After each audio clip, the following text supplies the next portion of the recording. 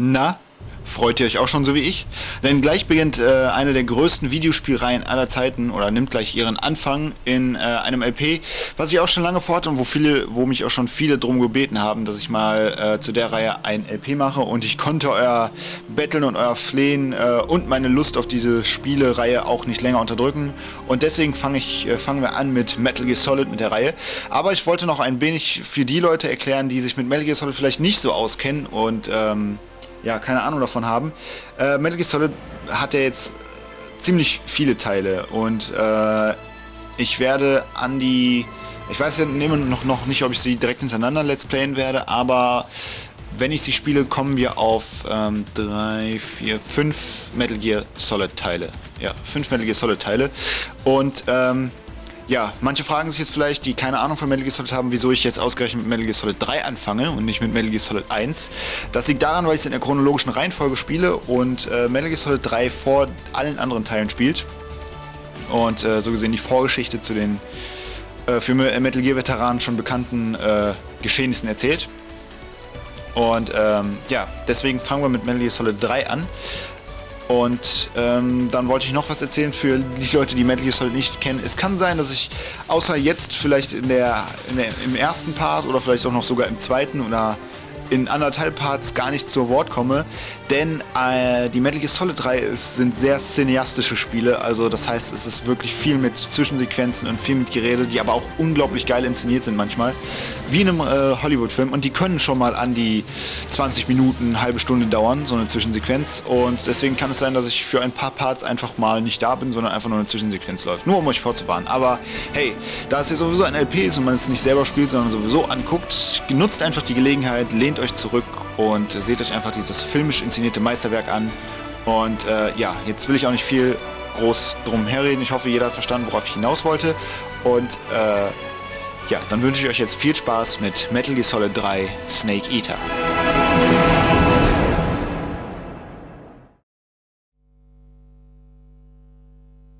After the end of World War II, the world was split into two, East and West. This marked the beginning of the era called the Cold War.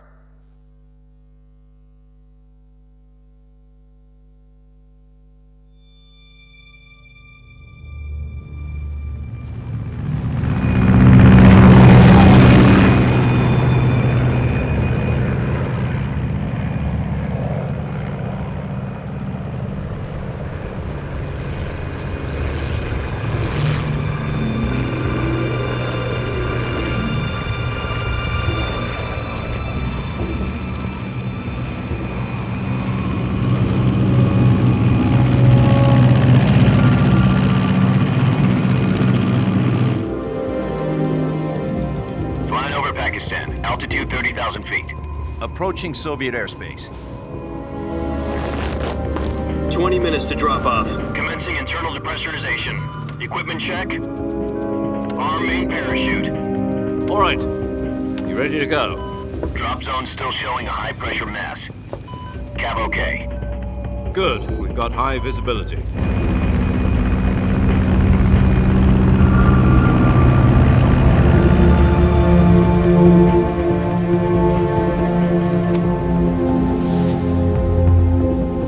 Put out that cigar. Connecting oxygen hose to interior connector. Put on your mask.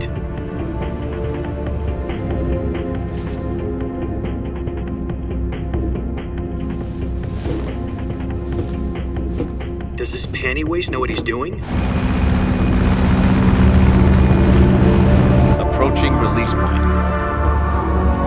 10 minutes to drop off. Hey, are you deaf? He said put out the cigar and put on your mask.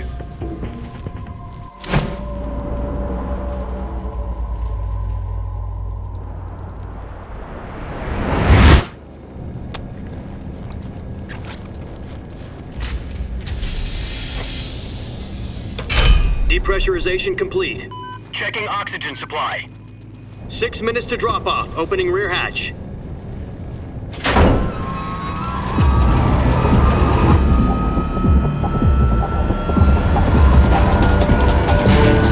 Sunrise.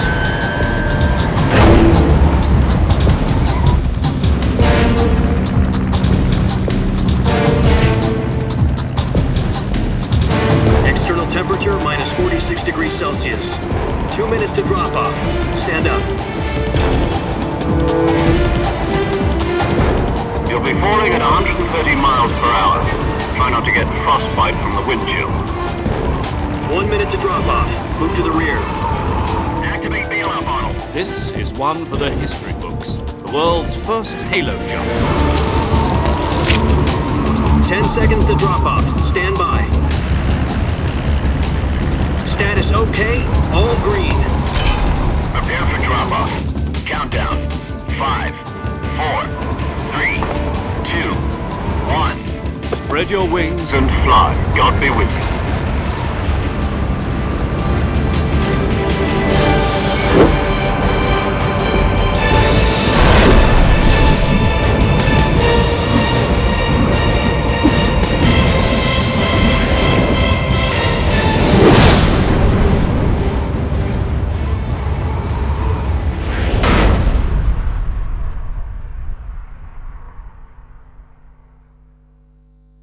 Jack, I've got some important news. The head of the CIA has finally given us the green light for the virtuous mission. Virtual mission? No, the virtuous mission. The future of our Fox unit depends on it. If it succeeds, we'll be officially organized into a unit. Virtuous mission? Sounds like some kind of initiation ritual. You know, don't get cocky. This isn't a training op. Right. So what exactly is this wonderful mission? Well, about 2 years ago, a certain Soviet scientist requested asylum in the West through one of our moles. His name is Nikolai Stepanovich Sokolov. He's head of the OKB 754 Design Bureau, one of the Soviets' top-secret weapon research facilities, and the East's foremost expert on weapons development. Sokolov? Isn't he that famous rocket scientist? The very same. On April the 12th, 1961, the Soviets achieved the first manned spaceflight in history. The Earth was blue, but there was no God. Well spoken. The rocket that carried Yuri Gagarin into orbit was the A-1, known as the Vostok rocket. Sokolov is said to be the man most responsible for the multi-engine cluster used in that rocket. After Gagarin's flight, Sokolov left rocket development to become the head of the newly established Design Bureau. From a lowly technician to head of a design bureau, that's quite a success story, so why do you want to defect? It seems he'd become afraid of his own creations. Afraid? Call it a crisis of conscience. And for that, he left his country and his family behind and went over the fence? Not exactly. One of his conditions was that his family was also to be taken safely to the West. We used a mole to get the family out first and succeeded in sneaking Sokolov over the Berlin Wall shortly afterwards. I was the one who conducted the operation. The security on the eastern side was still full of holes back then. Then what? We got Sokolov over in one piece, but the whole ordeal had left him exhausted, and we checked him into a hospital in West Berlin.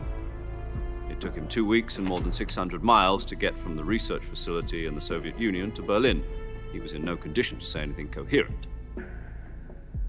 And it was only a week later that we had something much bigger on our hands. The Cuban Missile Crisis. October the 16th, 1962, President Kennedy received word that the Soviets were in the process of deploying intermediate-range ballistic missiles in Cuba. The President demanded that the Soviets dismantle and remove the missiles. At the same time, he announced a naval blockade to prevent further missile shipments from reaching Cuba. But the Soviets didn't back down, instead placing their armed forces on secondary alert. Soviet transport ships carrying missiles continued on course towards Cuba. US and Soviet forces went on alert for an all-out nuclear war. Frantic negotiations were conducted through the UN's Emergency Security Council and unofficial channels to end the hair-trigger standoff. Finally, on October the 28th, the Soviet Union agreed to remove its missiles from Cuba, and so the world avoided a nuclear holocaust. But in order to get the Soviets to pull their missiles out, we had to make a deal. You mean the one where the US agreed to remove its IRBMs from Turkey? No. The Jupiter IRBMs deployed in Turkey were obsolete, and we were going to get rid of them anyway. They had no strategic value whatsoever to either the US or the Russians. The Turkey deal was a ruse, a cover story that was fed to the other intelligence agencies around the world. So what did the Russians really want? Sokolov. They wanted us to return Sokolov.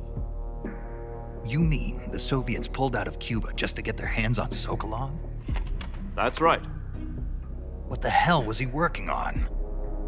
At the time, we had no idea. We were running out of time. It was either give up Sokolov or risk full-scale nuclear war. In the end, we had no choice. President Kennedy gave in to Khrushchev's demand. The next day, I got Sokolov out of the hospital, handing him over to agents on the eastern side. Sokolov kept on screaming, "Save me," until he disappeared from my sight. Then, a month ago, we received some new information from one of our moles. About Sokolov? Yes. He was taken back to the research facility and forced to continue working on the weapon in question under KGB supervision. What's more, it's on the verge of completion. So what kind of weapon is it? Something to do with space rockets? No, missiles. Same technology. I guess you're right. We don't know the details, but it appears to be a new kind of nuclear device. For half a year now, the Soviets have been conducting frequent nuclear tests at Semipalatinsk. Something to do with the weapon, I assume. We're talking about a secret weapon so big that Khrushchev was ready to pull out of Cuba to get it back. Is Sokolov still in the facility?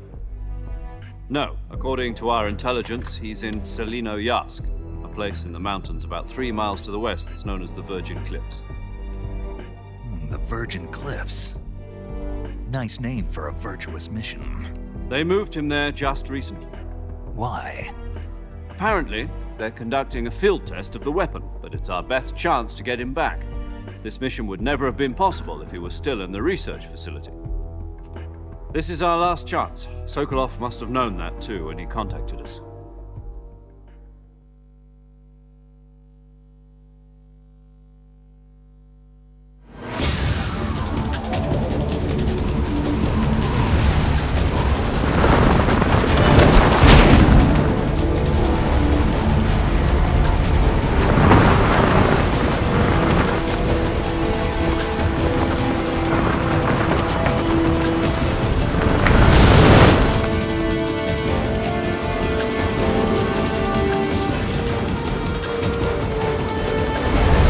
Listen up, Jack. Your mission is to infiltrate Selino-Yarsk in the Soviet mountains, ensure the safety of Sokolov, and bring him back to the West.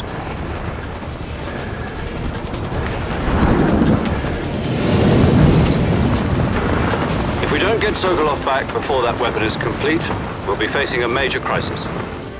The clock is ticking.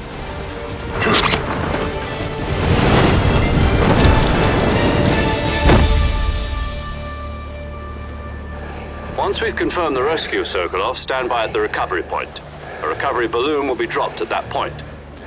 Helium will be pumped into the balloon to inflate it. The process takes about 20 minutes. Once it's complete, the gunship's arm will latch onto the balloon and pull it up. The Fulton surface-to-air recovery system. I'm familiar with the theory. Take it easy. It's been combat-proven. Do you think Sokolov is up to it? The shock will be less than during a parachute jump, and the arm can handle up to 500 pounds. So you're planning on going over the border in a single combat Talon?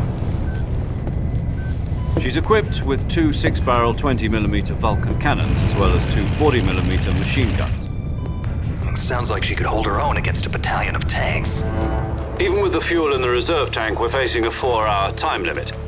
If all goes well, it shouldn't take more than a few hours. Home in time for dinner. But if anything goes wrong, You'll be eating dinner, breakfast, and all the rest of your meals in the jungle.